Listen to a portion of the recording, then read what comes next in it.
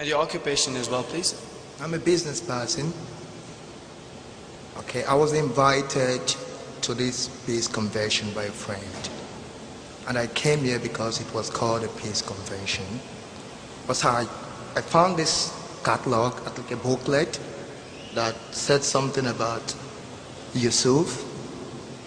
It was written that raised as a strong Christian, educated in Texas, USA, he became very successful, owning music stores, television shows, and was a music minister and preacher of the Bible.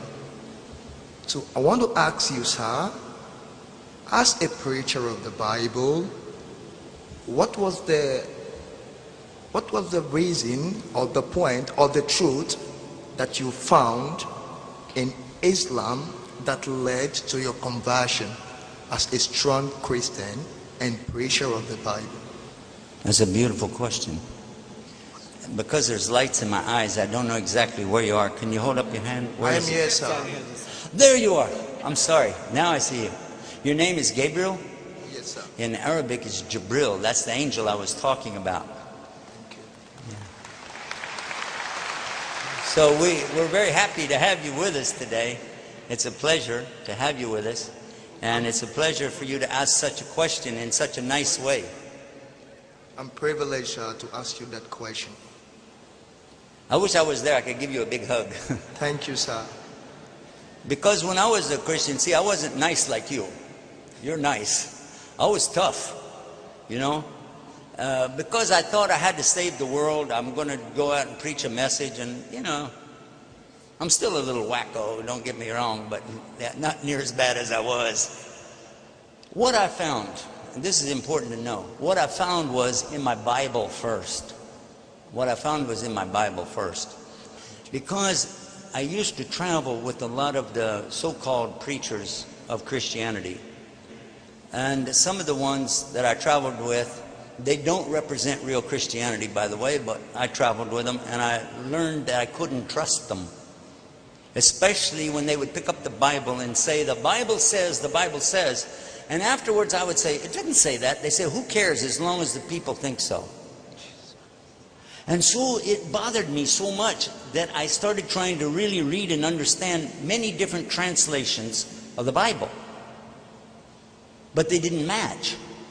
So I said, obviously, you know, translation is not the real thing. I need to learn Koine Greek. I knew that the Latin, I'd already studied Latin, and I knew that the Vulgate was only a translation of Koine Greek anyway. So when I went to the Koine Greek, it was hard. That was really hard, because those characters, they're confusing, you know.